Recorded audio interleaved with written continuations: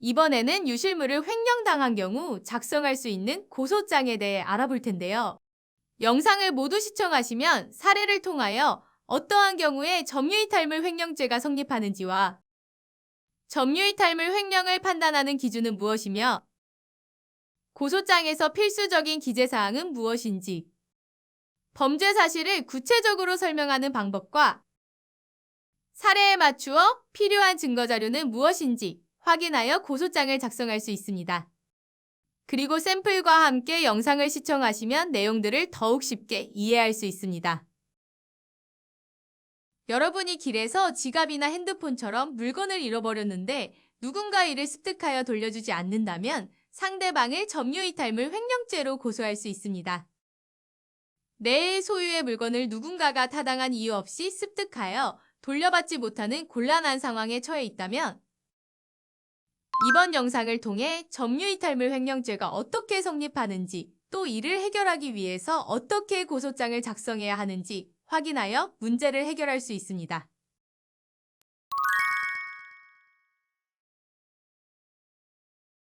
인천 연수구의 아파트에 거주하는 40대 여성 최모 씨는 최근 황당한 일을 겪었는데요. 2021년 5월 10일 최모 씨는 지인이 20만 원 상당의 한우 선물 세트를 선물로 보낸다는 문자와 선물 세트 사진을 전달받았습니다. 택배가 배송됐다는 연락에 최모 씨는 문 앞을 확인했지만 선물은 보이지 않았고 최모 씨는 혹시나 하는 마음에 하루를 기다렸습니다. 다음 날 택배 직원에게 전화해 물어보니 아파트 문 앞에 놓았다는 답이 돌아왔고 최모 씨는 집 앞을 다시 확인했지만 선물 세트를 찾을 수 없었는데요. 결국 최모 씨는 관리실에 사정을 설명한 뒤 CCTV를 확인하고 나서야 택배의 행방을 알 수 있었습니다. 알고 보니 택배 직원이 동호수를 착각해 선물 세트를 다른 곳에 보관해 두었고 이를 옆동 주민이 가져간 것이었습니다. 최모 씨는 해당 호수의 아파트에 찾아가 어제 가져간 택배가 제 것인데 잘못 가져가신 것 같다고 말하며 돌려달라 요청했지만 옆동에 사는 60대 여성 강모 씨는 나한테 온 물건인 줄 알고 이미 다 먹었다고 뻔뻔하게 답하며 선물 세트를 돌려주지 않았습니다. 최모 씨는 송장에 받는 사람 이름과 주소를 확인하면 충분히 잘못 배송된 택배인 것을 알 수 있음에도 이를 제대로 확인하지 않고 모른 척 고기를 먹고 이를 배상하지 않는 강모 씨의 태도에 화가 나 강모 씨를 고소하기로 했습니다.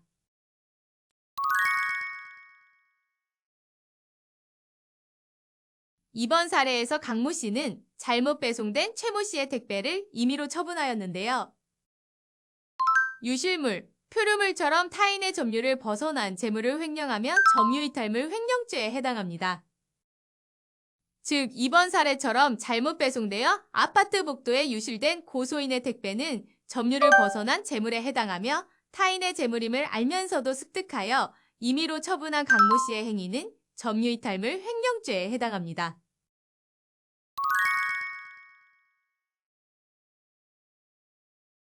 그럼 이 사례에 맞춰 고소장 작성 방법에 대해서 살펴보겠습니다.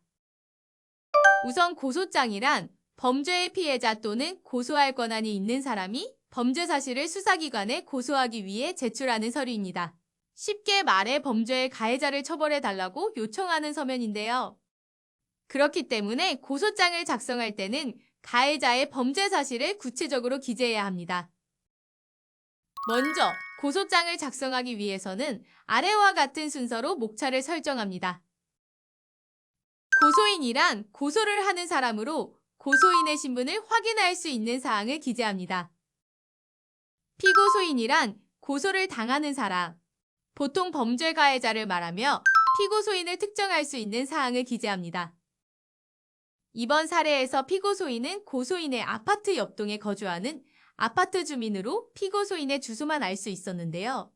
피고소인의 인적사항을 전부 알지 못한다면 우선 알지 못하는 사항은 불상으로 기재하고 주소나 아파트 동호수 같은 특정한 정보로 피고소인을 특정할 수 있습니다.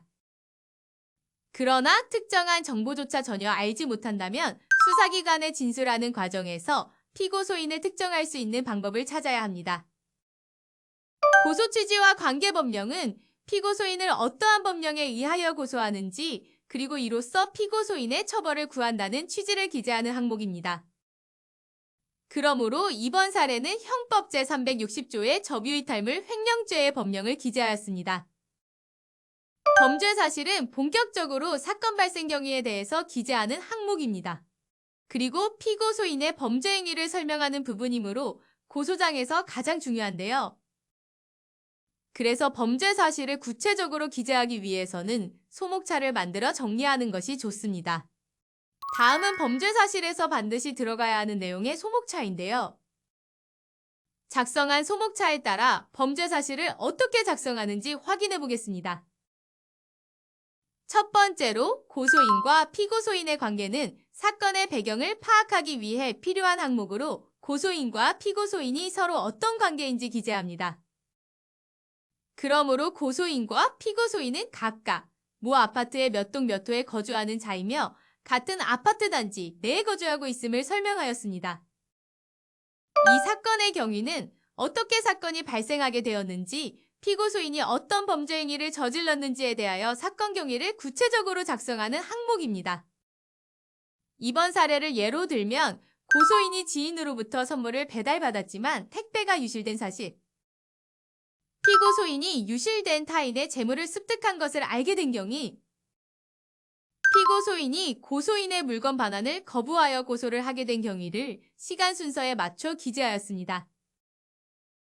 또한 타인이 유실한 재물을 계속하여 횡령한 경우 범죄 행위를 상세하게 설명하기 위하여 각각의 범죄 사실을 육하 원칙에 맞춰 기록한 범죄일람표를 이용하여 줍니다. 그리고 범죄일람표에는 범죄의 시와 장소, 피고소인이 어떤 유실물을 어떤 방법으로 횡령하였는지 설명하는 범죄 유형, 횡령한 금액을 기재하여 고소장 맨 뒷장에 첨부하여 줍니다. 피고소인의 범죄 행위는 고소인의 유실물을 임의로 처분하였으므로 점유이탈물 횡령죄에 해당함을 설명하는 항목입니다. 피고소인이 어떤 물건을 어떤 방법으로 처분하였는지 상세하게 기재하는데요. 그러므로 잘못 배송되어 아파트 복도에 유실된 택배는 고소인의 점유에 벗어난 재물에 해당하고 이를 알면서도 습득하여 소비한 피고소인의 행위는 점유이탈물 횡령죄에 해당함을 설명하였습니다. 고소인의 피해 상황은 피고소인의 범죄 행위로 인해 고소인에게 발생한 피해 상황을 기재하는 항목입니다. 이번 사례에서 고소인은 피고소인의 범죄 행위로 인하여 선물 세트 값인 20만 원 상당의 재산상 손해가 발생하였습니다. 이처럼 피고소인의 횡령 행위로 인하여 발생한 재산상 손해는 피해 금액을 함께 기재하고 이외에 억울한 사정이 있다면 탄원서에 상세하게 기재하여 피고소인의 엄벌을 구할 수 있습니다. 소결론에서는 지금까지 기재한 범죄 사실들을 요약하여 고소인과 피고소인의 관계, 사건 발생 일시, 장소, 피고소인의 범죄 행위, 고소인의 피해 사실을 간결하게 기재합니다. 그리고 마지막 결론에서는 피고소인을 엄벌에 처해달라는 취지를 기재합니다. 증거자료는 피고소인의 범죄 사실을 입증하기 위하여 반드시 필요한 자료입니다. 이번 사례에서는 어떤 재물이 유실되고 횡령당하였는지 보여주는 고소인의 문자네요. 피고소인의 범죄 행위가 담긴 CCTV 화면, 그리고 해당 재물이 고소인의 것임을 보여주는 선물 세트 표지 사진을 증거자료로 제출하였습니다.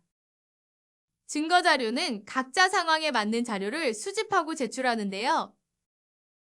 횡령의 경우 내가 어떤 재물을 유실하고 횡령당하였는지, 그리고 피고소인이 이를 습득하고 처분한 행위가 담긴 증거자료를 제출한다면 피고소인의 범죄 행위를 가장 잘 입증할 수 있습니다. 고소장을 다 작성하였다면 고소장을 관할경찰서에 제출해야 하는데요. 이 사건의 경우 피고소인 주소지 소재의 관할경찰서에 접수하면 됩니다.